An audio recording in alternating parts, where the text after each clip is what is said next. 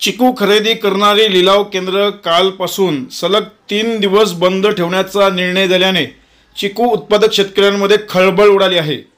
मागील काही दिवसांपासून पालघर जिल्ह्यात असलेल्या मुसळधार पावसामुळे पालघरमध्ये उत्पादित होणाऱ्या प्रसिद्ध असलेल्या चिकूचे भाव गडगडले आहेत। त्यामुळे चिकू खरेदी करणारी लिलाव केंद्र कालपासून सलग 3 दिवस बंद ठेवण्याचा निर्णय घेण्यात आला असून डहाणूच्या चिकू उत्पादक शेतकऱ्यांचं दररोज किमान 10 लाख रुपयांचं नुकसान होत आहे।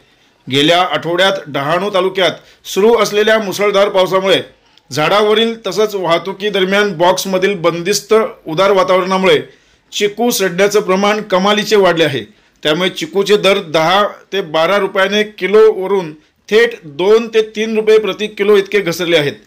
पालघरच्या पश्चिम किनारपट्टीवर 5000 हेक्टर क्षेत्रांवर चिकू लागवड होत असून सद्यस्थितीत दररोज 50 ते 60 टन चिकू तयार होतात। मात्र या चिकूचे दर सध्या कमालीने घटल्याने चिकू उत्पादक शेतकरी सध्या संकटात सापडलेला पाहायला मिळतोय।